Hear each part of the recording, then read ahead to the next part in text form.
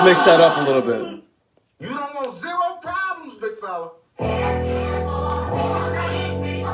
Yup. If one more label try to stop me, it's gonna be. You already know what time it is, right? It's probably bedtime for some people.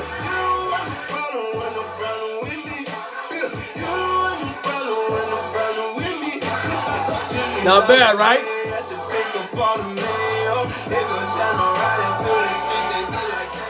Great evening to each and every single one of you guys that are watching right now. My name is Coach Frank Sagasta. Honored, privileged, and blessed to be with you guys. Yes, right now I'm holding some content. Why am I holding this content particularly? Because I want to share it with you. You see, the last 3 days I have been noticing this one particular word stand out more than any other word in the vocabulary, and probably one of the hardest words to really sink in deep. But this particular word sunk in so deep that I had to share it with you, the viewer, the listener, okay? So, real simply, I'm just going to share it with you. And then I'll give you the author after I'm done. So I'm going to share something with you guys again. Hoping that you can take something away and you can add it to your life.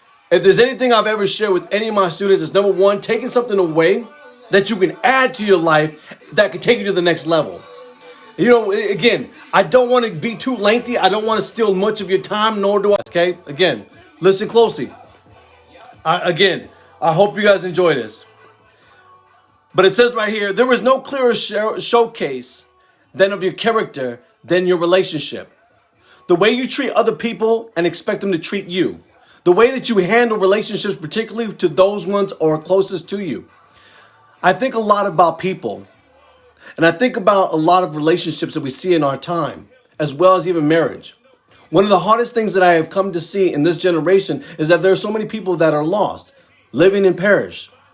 Society hasn't taken up much of the slack when you think about it. Movies, TV shows, they all focus on this ironic passion. No emotional feeling of love, no spiritual feeling of love. And those who look at the church, they can't clear it up either. There's much confusion and disappointment. The misinterpretation of the scripture that overemphasizes the head of the house. Control or misinterpretation of what Christ really wanted for us. According to 1 Corinthians chapter 13, it says love means doing everything for someone else. Doing everything. Love. Listen to this last part. Because he says, be active in the lives of others, your spouse, your family members, your friends. Take heart to those in your community. Listen to them. Invite them in for time, your attention. Pay interest, support, and invoke real love. Because where real love is, real change is. This was my morning devotion. The word love for the last 3 days has been introduced more to my ears than I have in the last, I would say almost 90 days. That word, love, has been introduced more into my ear in the last 90 days than it ever has. Deep, right? Deep like the ocean, like I hit the bottom of information ocean. The ocean of information, I hit the bottom. I mean, I've gone farther than Jacques Cousteau. I've gone farther than Kirk Cameron. I've gone farther. You know, you get what I'm saying, right? James Cameron, who went all the way down in that submarine and got to the farthest part. Now I went farther than that. When it comes to genuine love, I'm going to share something with you. I just got a call about 40 minutes ago from one of my students. If I get a little emotional, you understand where I'm coming from. But I got this call pulling out of my in-laws' house, and I got on the highway, and as we were making our way home with my family in the car, I get this call. And Tiffany, if you're watching again, my appreciation to you.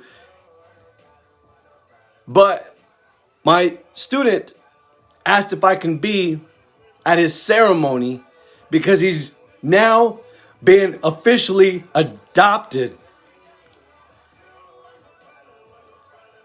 He's being officially adopted. I'm telling you, that is love. There's no greater joy.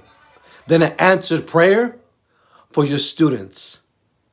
When you have an answered prayer for your students and you see it and you get the opportunity to be a part of it, yo, that's next level. That's next level. That's next level of joy, of happiness, of gratitude, of humility. What did I say this morning? I said the Apostle Paul gave us three major ingredients. Three major ingredients. He says have faith, have hope, and have charity, baby. You know what I'm saying? Like having those three only reminds me of the power that we have inside of us. You see the brand Kazan continuously improving. When I see that particular moment happen, it brings tears of joy. Tears of joy. There's a major difference. Because I'm seeing this young man get the opportunity to be with a loving family that has massive heart. That has massive heart. That has love. That has genuine love. There's no more greater joy than that. That's what's up right there. I see all of you guys. Yo, thank you guys for joining. Again, I'm just sharing the testimony of one thing, this one particular word, the greatest word ever given in the English language and vocabulary is love, Love. And it's genuine love. Not just say, hey, yo, I love you. No, it's genuine love. It's passionate. You say it with authenticity. You say it with this genuine passion that flows off the tip of your tongue, and you mean it. And when I heard that phone call and I get that honor to make it, I said, send me the date, the time, and the location. I'll be there. I want to be there. I want to shed more tears of joy. I want to jump to the moon and beyond and say thank you, God, for listening. Not just to my prayer, but to the prayers of those other individuals out there in the world that were sending prayers up above, asking that this young man be placed in a home where there was love, where there was genuine love. Yo, that's what coaching's all about for me, is taking them from point A to point Z. And when mom texts me back and says, yo, I want to thank you, because he looks up to you. That's tears of joy, tears of happiness. Because I know for a shadow of a doubt, if it wasn't for God Almighty, I would not be the man I am. I know for a shadow of a doubt, if it wasn't for God, my mentor, my teacher, Dr. Eric Thomas, would not be the man he is. I know for a shadow of a doubt, no doubt in my mind, that if it wasn't for God Almighty really working in my relationship, I would not be married for 20 years and have great children that passionately wake up and run with their dad at 5 a.m. at 40 degrees. You get what I'm saying? Like, that's next level. And today we have too many parents, too many teachers out there that are there for the buck. The parents are there and they don't care about the jewel, the gem, the diamond that you have. You have to apply the pressure to them. You have to apply pressure. You want them to really shine, then you got to apply pressure. But the pressure has to be seen from the machine. One more time. The pressure has to be seen from the machine. And who's the machine? The trainer. Yo, it says specifically in the old book, train up a child in the way that he shall go, and when he is old, he will not depart. It's not, yo, don't get it twisted. I don't want to sound like a sexist. He and she. My daughter, head of the line. 2 laps, head of the line. Why? Because she's getting up training with dad. You get what I'm saying? Like grinding her muscles back into formation. Again, I get the opportunity to watch these young minds, I'm telling you, I just told 2 former students today, I'm like, this next group of students are going to be the next leaders in this community. I guarantee it.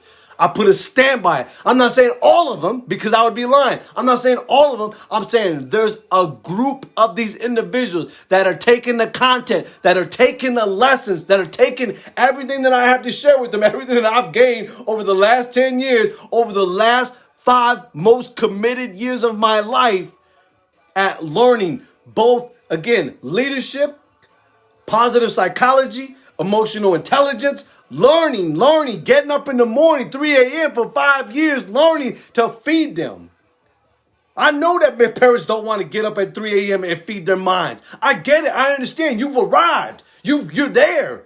I understand. I know. I've read the stories. I've been part of the story. I get it.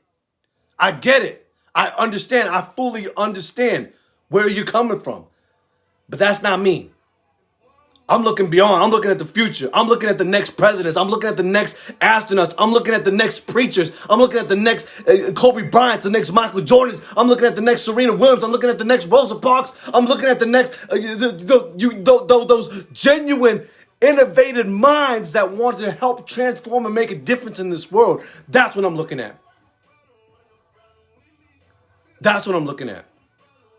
America is winning in the face of hell. Jerry, you know what? It is. How are you going to make a difference? I could sit here and talk about Nancy Pelosi and the president. Why? What is that? What energy does that formulate for me to help make a difference? There's no energy. That's a negative energy. Again, learning from positive psychology, learning from emotional intelligence, learning from the great leaders of the past, learning how to be a genuine leader in life, in my home. If I can't be a leader here, if I can't train my children here, how can I train anybody else? If I cannot train myself and control myself, how can I train anybody else?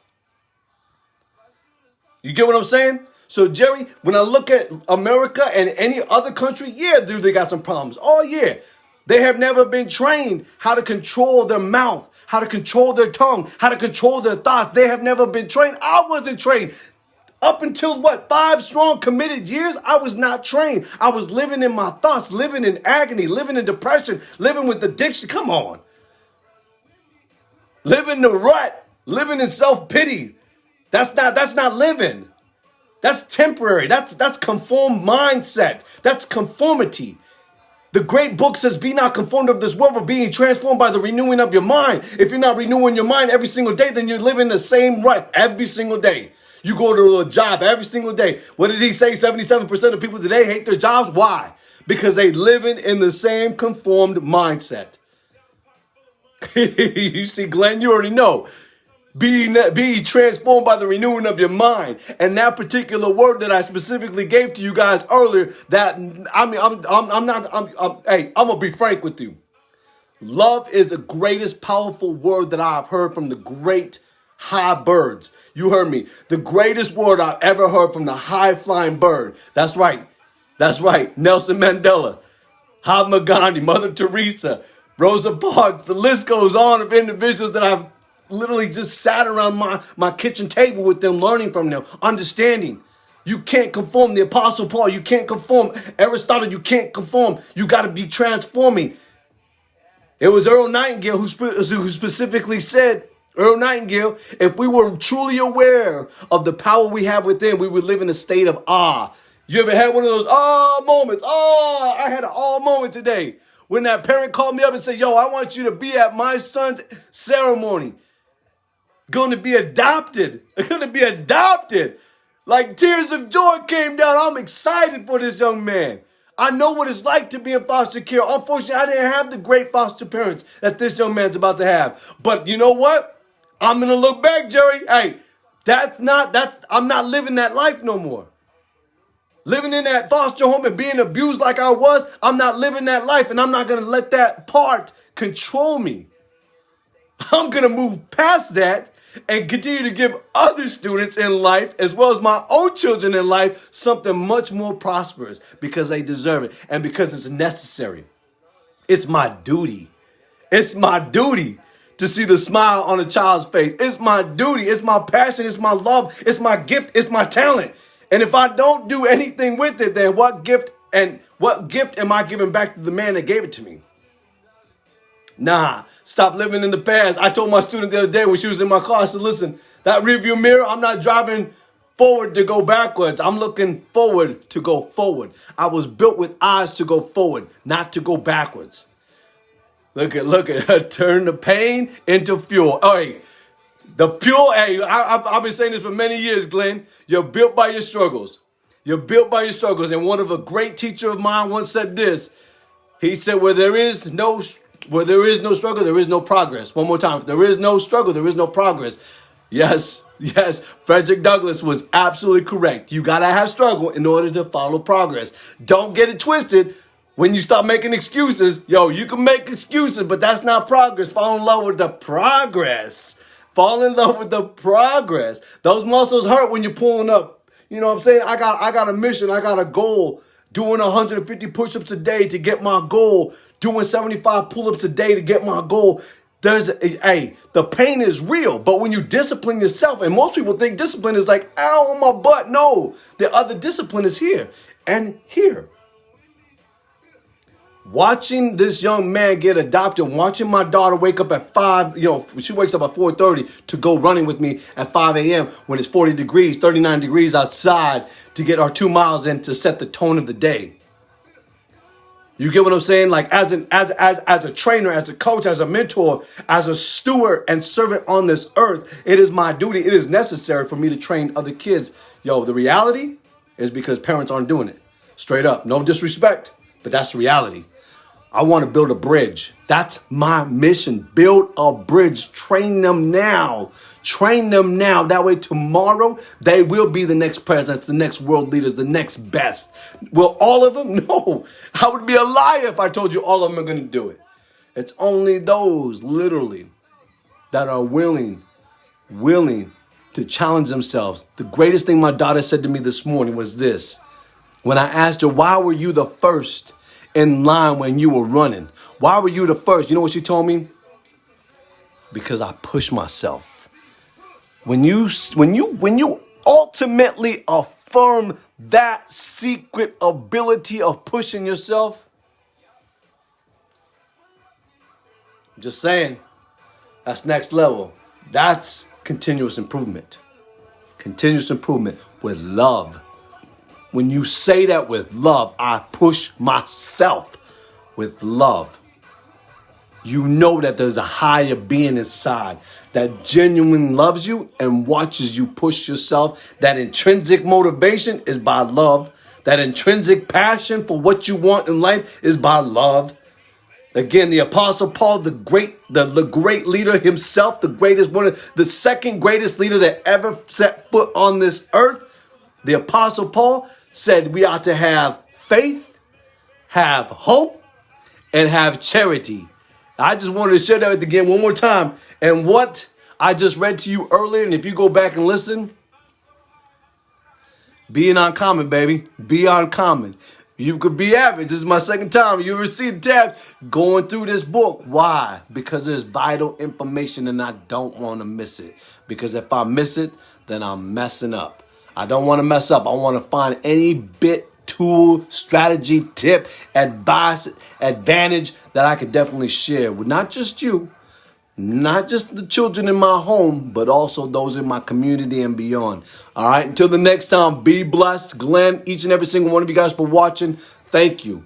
Thank God for you. And if you're on a mission and you're in your purpose and you're living in your potential of greatness, blessings to you. We are family.